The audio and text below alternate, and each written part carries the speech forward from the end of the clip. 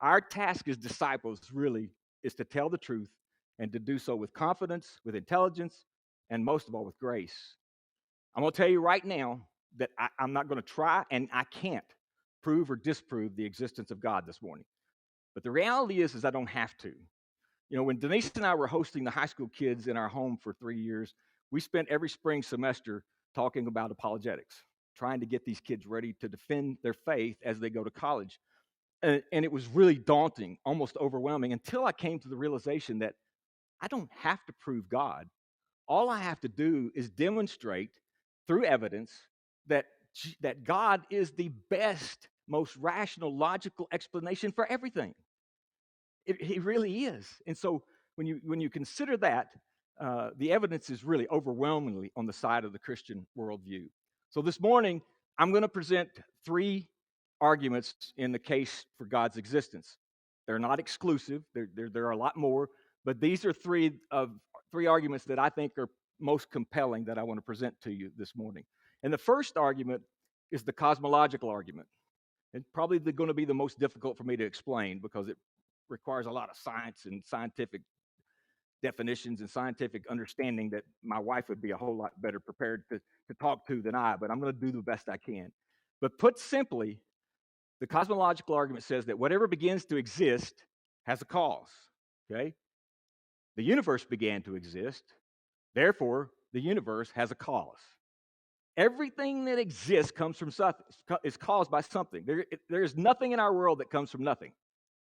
As human beings, we're used to seeing this cause and effect in our everyday lives. And so, really, this argument is easy to relate to, I think. Let me give you a story to just demonstrate the cause and effect relationship here, that everything has a cause and everything has an effect.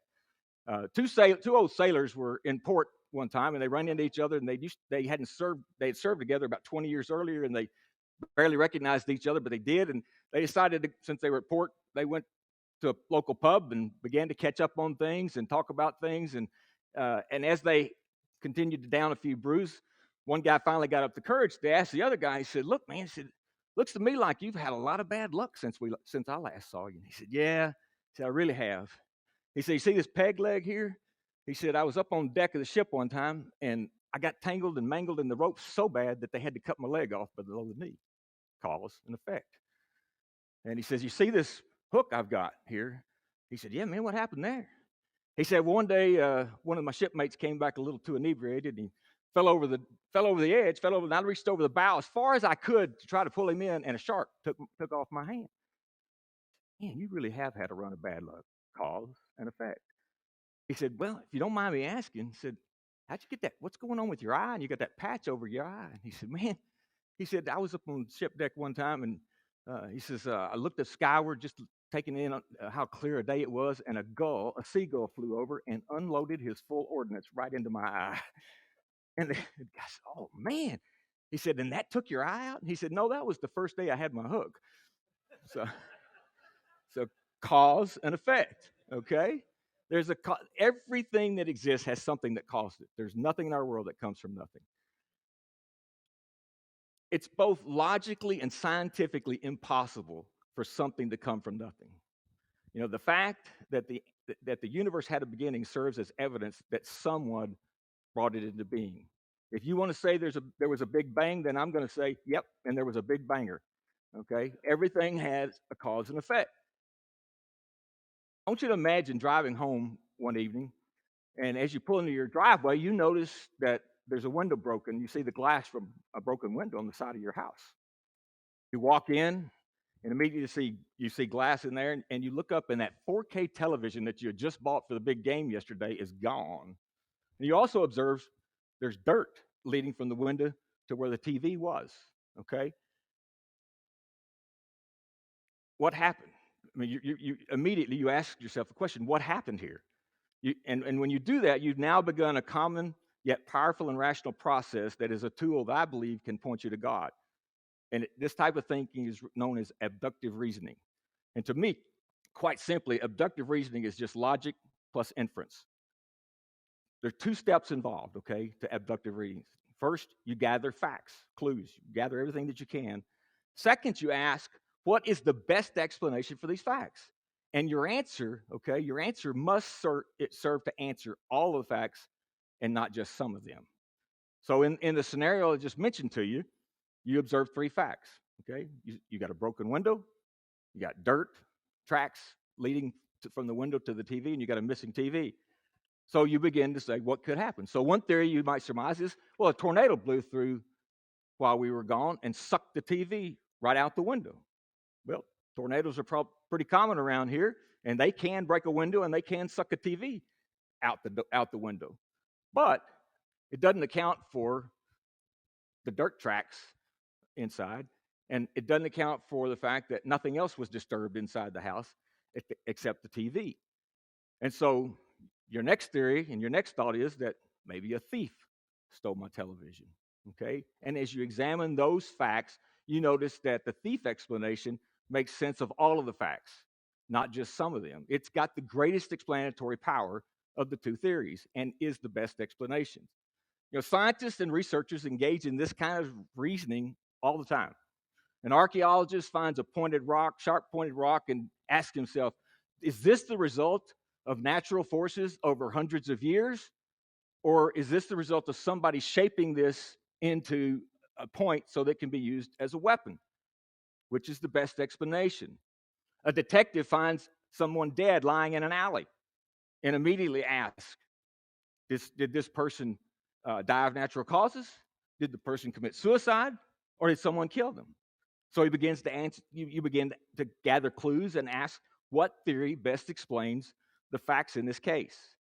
This type of reasoning, I believe, is equally at home in making the case for the Christian worldview. And I'll give you a couple of examples, okay? And the first one is very difficult, and again, Denise would be much better to talk about this because she teaches this, but I'm going to do the best I can. But the first real example that I think is very powerful is the evidence of DNA, okay? With the recent advances in technology, scientists can study microscopic things like DNA molecules. Turns out the DNA contains a 4-character digital code. In humans, this code contains the design blueprints for making the human body. Geneticist and biochemist Craig Venter says it this way. He was the guy that was known for developing the first human genome. He says that life is basically the result of an information process, a software process. Our genetic code is our software, and our cells are dynamically, constantly reading our genetic code. But the process is far more elaborate than can be mentioned really this morning. But we do know at least 3 facts about DNA, okay? One, it contains a 4-character digital code, and this is nothing short of information that's analogous to computer code, computer software. Second, the code found in DNA is the blueprint for how to construct every cell, tissue, and organ in the human body and in every other living thing. 3, there are systems in the body that read the DNA code and then manufacture tiny parts based on that code. And then these microparts assemble to form cells, tissues, and organs. So given these 3 facts, we can use abductive reasoning to determine what the best explanation is, what best accounts for the design blueprints encoded in our DNA. We know that from universal experience that program code comes from a programmer. Even the most simple software app on your phone required a software programmer to get it there. Some better than others, quite frankly. But this is the same is true of our DNA. There must be an intelligent mind that provides the design blueprints in these 4-character digital code present in the software, if you will, of our DNA. And remember, now computer code is binary. It's a series of ones and zeros, okay? DNA is orders of magnitude more complex and sophisticated because it's 4 characters that are assembled to do that. The information, let me tell you what Michael Denton, who is a very noted biochemist, said. He said that the capacity of DNA to store information vastly exceeds that of any other known system. It is so efficient that all the information needed to specify an organism as complex as a man weighs less than a few thousand millionths of a gram. That's small, okay? The information and the information necessary to specify the design of all the species of organisms which have ever existed on the planet could be held in a teaspoon. and there would still be room left for all the information ever printed in every book, in any and every book in history. I mean, that is some finite detail that make up our genetic code. I'm going to show you a video this morning. I want to play a demo. It actually is sort of a clever little way and a cute little way how you can use DNA yourself to challenge your unbelieving friends. This comes from a documentary. It's over a 1 hour documentary called "The Atheist Dilemma," and it's out there on YouTube. If you want to go watch the whole hour, Katie was nice enough to take a 9-minute clip that's out there and cut it down to about 3 minutes. So. Are you an atheist? Yes. Yes. Yes. Are you an atheist? Look through the pages of the book that's put on your lap. Look at the cover pictures. I'll ask you a question. Do you believe that book could happen by accident? That nothing produced color pictures in the book? Red, orange, yellow, green, blue, indigo, violet, pink, fell from the sky and formed itself from those beautiful pictures. And then black ink fell from the sky, or from the notebook, and formed itself into coherent words and sentences, capitals and periods and commas, making sense. Page numbers fell from the sky, all in order, and then it found itself and formed itself into a cover with artwork, and there we have a book. Obviously, intelligent design designed a book. Isn't that correct? Yeah. Everything that you are or ever will be made of starts as a tiny book of instructions for each and every cell. Every time your body wants to make something, it goes back to the instruction book, looks it up, and puts it together. The book of you has 46 chapters, one for each chromosome. Each of our book's 46 chapters is between 48 and 250 million letters long. That's 3.2 billion letters total. Instruction book for life. Yes.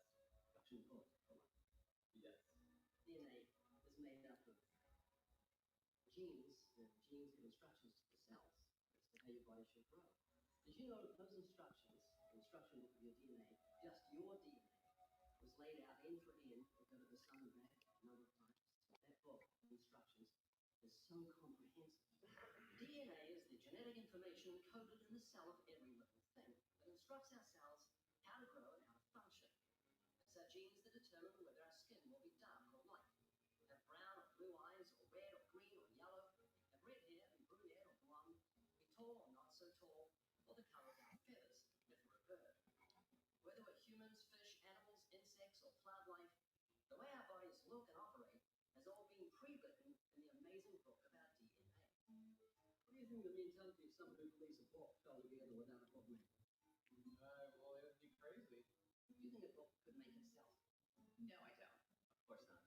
No. Couldn't happen, could it? Impossible. It would be like saying an explosion caused everything that makes the 747 airplanes all just come together by accident without some intelligent thought behind it. That's a good point. Do you believe DNA happened by accident? No, I think that it developed over the course of many, many millennia of evolution and development. DNA exists in every living thing. Its origins don't matter. The fact that there is intelligent information tells us there must be an intelligent designer. Is this making you think? It is, and I do think about it from time to time. It's just, yeah, it's complicated, definitely. Well, DNA is complicated, but the point I'm trying to make is very simple. Book designer, bookmaker, DNA, intelligent designer. God. Does that make sense? Yes. Are you an atheist? Yes. Yes. Yes. Thank you. I am. Look through the pages of the book. Look at the cover pictures. Okay, it's important to know that early in the video that every one of these people avowed to be atheist. Even the guy that was the most ardent atheist was the guy that talked about the example. He gave a great example of for intelligent design, talking about the set parts of a 747 assembling themselves in order to do what needed to be done to create one. It's the reality is today with all the advanced microscopes and knowledge of everything about the cell and the volumes of information coded into just one strand of DNA, and yet science will continue to progress. And as it does, it really only validates biblical evidences. Many scientists, in fact, have abandoned Darwin's theory of natural selection on the basis of his own test that says that that if there's a presence of something that's irreducibly complex, then it couldn't have happened through evolution, because irreducible complexity basically says that organs do exist that could not have over a long period of time evolved, but given that all their parts would have had to have been together in the right place, in the right order from the very beginning. And there are a lot of examples of that. One of the most common ones that people like to use is the flagellum bacterium. It is basically a motor, a very, very complex motor consisting of 40 parts. It is such a complex motor that NASA has never built anything that compares or challenges how complex it is. But take away any one of those parts in any sequence of assembling them, and it doesn't exist. It can't exist. And so there's just a lot of things that exist. Colossians 1:17, where Paul is writing to the church at Colossae, and he's basically talking about the preeminence of Christ, that the world was made in through him and for him, and by him all things hold together. He is therefore he is before all things, and in him all things hold together. In the world of the atom, there's a powerful application to this idea expressed in that verse. There's a strong nuclear force, which is one of the four universal forces. It is far away the strongest force in the universe. It's over 100 times as strong as the next most powerful force, which is electromagnetism, and which binds protons and neutrons together in the nucleus of an atom.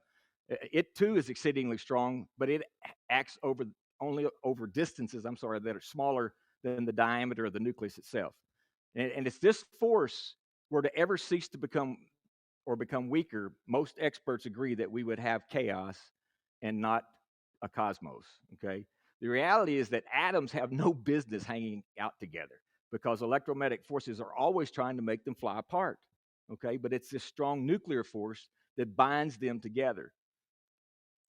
And the electromagnetic force is weaker than the nuclear force, but it's still stronger than the gravitational force. And it has to be, or otherwise we'd have another chaos producer. But yet it keeps the negatively charged electrons in close proximity to protons and neutrons. Now I'm getting in way over my head. But the point is, so who authored those forces? Okay. Who is it that keeps the forces reined in, not too strong, not too weak? What sustains the orderliness of matter, and what prevents a universal nuclear holocaust? I mean, there is no naturalistic explanation for the origin, consistency, and maintenance of the laws that govern these forces. Okay. The reality is, as a believer in the Bible and a careful observer of nature, it's not difficult to affirm Colossians 1:17. It is He who holds all things together, folks. So I said I'd give you two examples of abductive reasoning, and that's the first. The second is, you can use abductive reasoning to make a case for the resurrection of Christ. Historians, even secular and atheist historians, all agree to about a dozen facts surrounding the crucifixion and the resurrection of Christ. Let's look at four this morning, okay? Number one, they all agree that Jesus died by crucifixion. Number two, Jesus' tomb was empty 3 days later. Number three, the disciples of Jesus had experiences in which they saw the risen Jesus. And number four, Paul, who was busy at this time persecuting Christians in the church, had a miraculous experience in which he claimed to see Jesus and turned his entire behavior around. Okay, so those are four of the dozen facts or so that just about all researchers, scientists, and historians agree to. So what's the best explanation of those four facts? Okay, the naturalist may say, well, they could be explained because Jesus didn't really die, he swooned, okay? Or the disciples lied, or they went to the wrong tomb, okay? Or they stole the body. I mean, there's that could be some of their pushback, if you will, against the resurrection. So let's look at those. For example, if the disciples went to the wrong tomb, that can account for fact number one, okay, that he swooned and didn't die. But it doesn't account for all the others. Claiming the disciples stole the body can account for facts 1 and 2, but not 3 and 4. The only explanation that seems to make sense of all the facts is that Jesus rose bodily from the grave. It's the best explanation for the way it really was. It has the most explanatory power.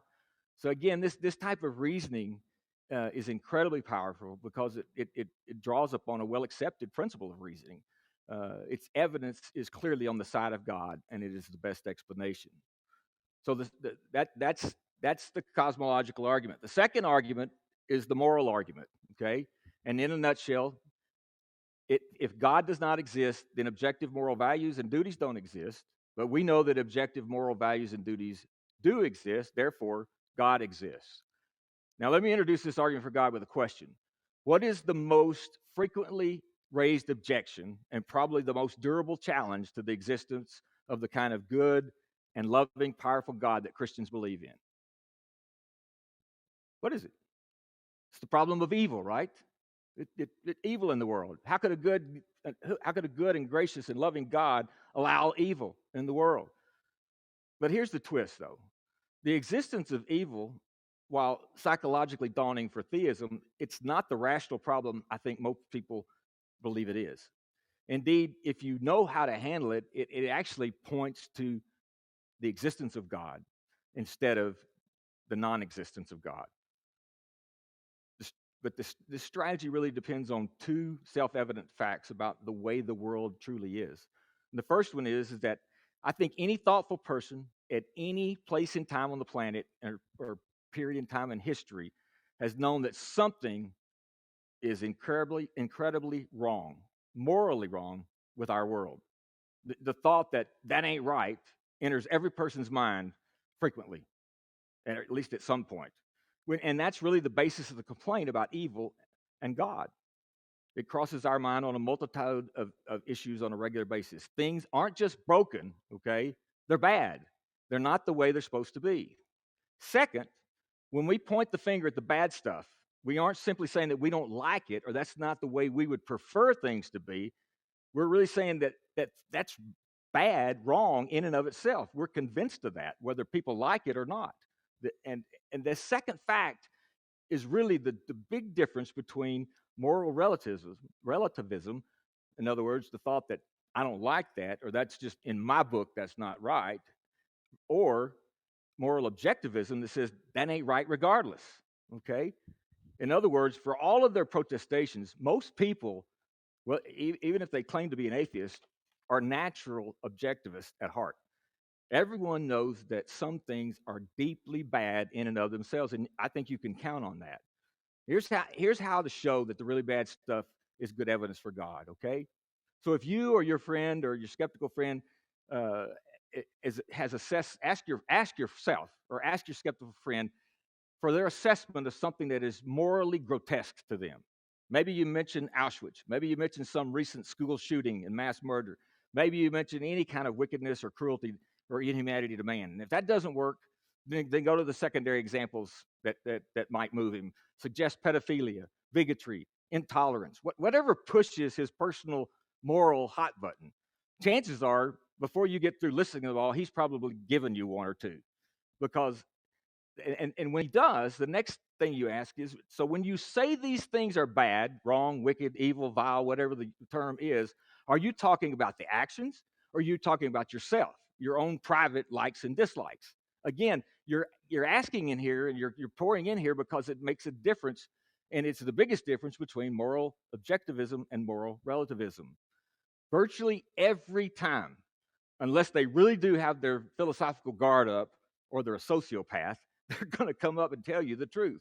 They're convinced that something is objectively wrong with our world. Thus, the problem of evil facing theists. If morality were reduced to mere subjective preferences, there really would be no complaint. But the problem of evil is only a problem if there is real evil out there in the world. Okay, I hope I'm not talking in circles here. So that begs the final question. Where does this standard come from that you use to label some things wicked or vile, morally wrong in and of themselves, regardless of personal opinion, regardless of cultural conventions? Where does it come from? And what transcendent standard allows you, okay, to make a legitimate judgment that some things truly are transcendently bad? And your answer matters, folks. I mean, how you answer that matters, because this morning we're talking about whether there is an eternity or whether we all just return to clay. It matters because, even more importantly, We're talking about these things that battle for your soul. It's a struggle of your soul and for your soul. And at the very least, the naturalist might be able to account for mind-dependent personal preferences, morality, or relativism, in other words. But this make-up morality simply will not do here. If evil is merely a matter of subjective opinion, there's no objective problem. What then has the skeptic been complaining about all the time about the evil against God? I think you see the point. You know, if I put it in a playful way, it makes no sense to say that things ain't the way they're supposed to be, okay, unless there is a way they're supposed to be. And if there is a way they're supposed to be, it's going to be very difficult to make sense of a transcendent moral law without there being a transcendent moral lawgiver, God. Now, at this point, you have one of two choices. You can cling to your relativism and drop your objection about evil in the world, but surrendering that complaint's not going to be easy because you know too much, okay? Or you can be honest and make the rational choice and salvage your common sense complaint about evil at the expense of your unbelief, since no real materialistic scheme can account for immaterial moral obligations. What we can't have, though, is you can't have it both ways. Not if we're being honest. So don't miss the point, okay? The reality, of evil in this world does not help the atheist, it hurts him. Rather than being good evidence against God, evil in the world is actually one of the best arguments for God. And here's the argument in a nutshell, one more time, restated. The problem of evil is only a problem of evil if evil is real, okay? To say something is evil, though, is to make a moral judgment. Moral judgment requires a moral standard, a moral law, and a moral law requires an author. If the standard is transcendent, then so is the law. And there you go. If there's a problem of evil, and there is, then the best explanation for the way things are is God. Now, the final argument, and for those of you who last week Michael talked about statistics, and some of you love them and some of you don't. If you really dig statistics and thinking about numbers, this one will appeal to you. But the argument of the fine-tuning argument is stated simply that the fine-tuning of the universe is either by physical necessity, by chance, or by design. And we know that it's not due to necessity or chance, and therefore it is due to design. Earth, the third rock from the sun that we inhabit, scientists like to refer to this as a Goldilocks spot. It fits perfectly for human life and for living organisms. Discoveries from cosmology to biology reveal not only our universe, but how humans are so intricately designed that to believe it all happened by chance really would require a lot more faith than it requires to be a Christian and to believe that God exists. Now, consider some of these fine-tuning facts that I'll give you this morning. Number one, if the Earth were merely 1% closer to the sun than it is right now, the oceans would vaporize and there would be no life at all. If it were merely 2% farther from the sun, then the oceans would freeze. And again, there would be no life on this planet. 3, Earth must have a large moon with a planetary rotation, which stabilizes the planet's tilt. And in the case of our planet, that gravitational pull stabilizes the angle of its axis at a constant 23.5 degrees. This is what ensures a relative temporal season change and moderate climate, and it is the only climate in the universe mild enough to sustain complex living organisms. Again, the Goldilocks spot.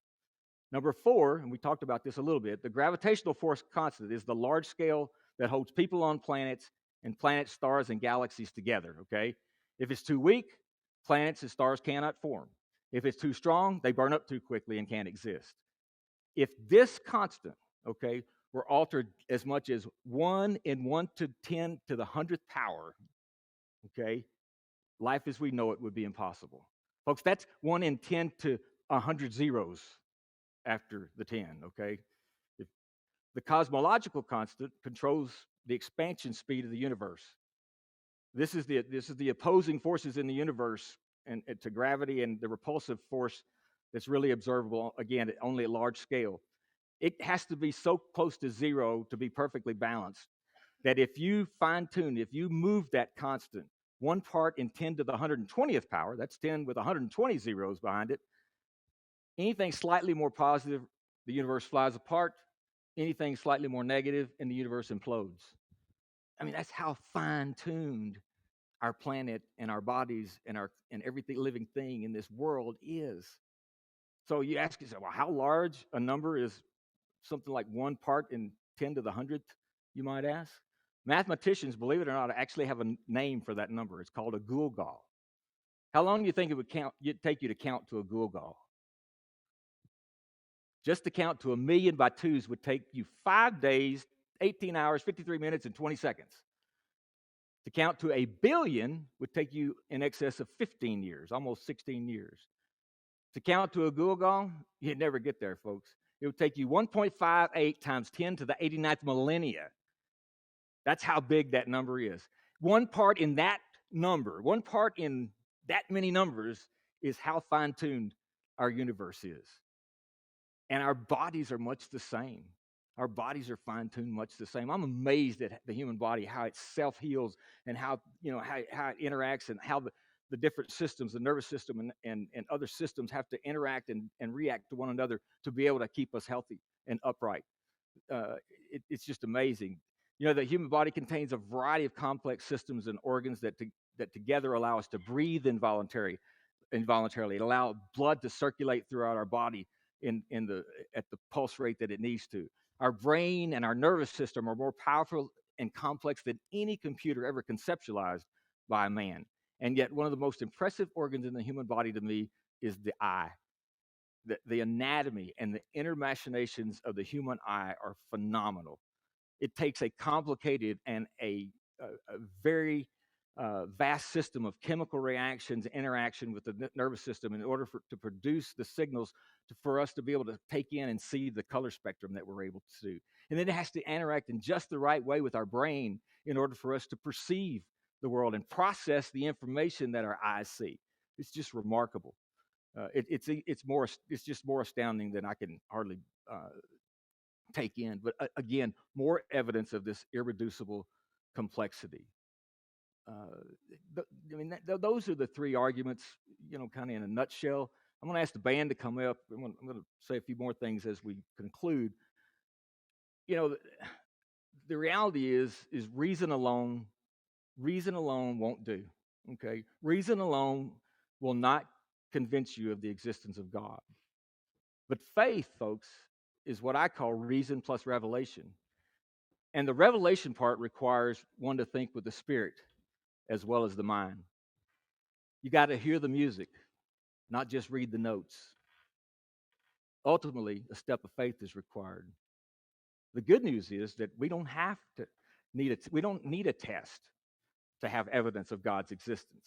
His power and his divine nature are evident through creation. Paul says in Romans 1 and 20 says, "For since the creation of the world, God's invisible qualities, his eternal power and divine nature have been clearly seen, being understood from what has been made, so that people are without excuse." God gave us the ability to use abductive reasoning to tell us of himself, and it leaves us no excuse. The definition, the Bible definition of faith is basically the substance of things hoped for, the evidence of things not seen. Another version puts it this way: it's the confidence in what we hope for and the assurance of what we do not see. So is this hope a realistic hope? Or is it just a thought or an empty wish? C.S. Lewis answers that question this way when he says, "If I find in myself a desire which no experience in this world can satisfy, the most probable explanation is that I was not made for this world." A couple of weeks ago, Michael used the illustration of a chair, and you assessing the goodness of a chair to know if it's something you want to buy and that's something you want to put into your home and be the primary place that you sit. There's a lot of things you can do with that chair to assess it. You can look at how it's constructed. You can look at the material on it. You might even feel the material and everything. But until you sit down in the chair and test it, you really don't know if it's going to hold you. You have no idea if it's going to be comfortable or not until you take that step and sit down. Okay. Put another way, I love the circus. Okay, and my favorite part of the circus is the high wire act. So let's just surmise for a minute that the circus is in town, and I go every night to the circus, even though it's the same performance every night. I take it in, and every night the high wire act concludes with a guy pushing a wheelbarrow across the tight line, 50 feet up in the air. And then when he gets to the other side, his assistant climbs in the wheelbarrow and he pushes her across without falling off. So you watch this 4 nights in a row. You believe that guy's going to do that. Why? You've got evidence. Okay, you hope he's going to. You've got evidence and believe that he can and will. But then on this 5th night that you're in, somebody comes to you and said, "Hey, the assistant can't make it tonight. We want you to get in the wheelbarrow." That's more than belief. It requires faith. It requires an act of faith. So I can present all the reason, all the evidence that the world has to offer and that we know, but I can't take that step of faith for you. Only you can do that. I'm going to ask one of our elders or a couple of our elders to come up front here. And I'm going to ask you this morning, if you've been a nominal believer and this has pushed you over the edge to think, I've put it off long enough. I want to become a follower of Jesus. I don't want to just be a believer. I believe the evidence. I know that it's a realistic hope that I have an eternity. Or maybe you've not been a believer at all. And maybe some of this has intrigued you and you want to know more. You want to study some more. You can come and let that be known. We'd be happy to study this further and discuss this further with you. But let me tell you something, folks. The reality is that it's going to take obedience. It takes more than just an intellectual experience, okay? You got to open yourself up to experience God, to truly know who He is. It takes a step of faith. It takes trust, and it takes obedience. Part of that obedience and trust is being willing to confess that you believe that Jesus is who He says He is, and that He was crucified, and that He was buried, and He died, and He rose again on the 3rd day, and that He is in heaven right now interceding for all of His children. Part of that, I believe, to be obedient. My son, who's a Baptist preacher, he and I have a little bit different views on baptism, but one of the things he says is that I do believe that baptism is being obedient to God, and that delayed obedience is disobedience. So if baptism is something that you've thought about and you've delayed it, you're being disobedient. I don't know how else to tell you. You're being obedient. Why would you? Most of us in here accepted the Lord's invitation this morning to partake of his death, burial, and resurrection when we partook of communion. Well, this is the other thing where Jesus Himself gives us an invitation to participate in His death, burial, and resurrection through baptism. So if you've got any need, if you've got any questions at all, make it today. Don't delay. So let's stand and sing.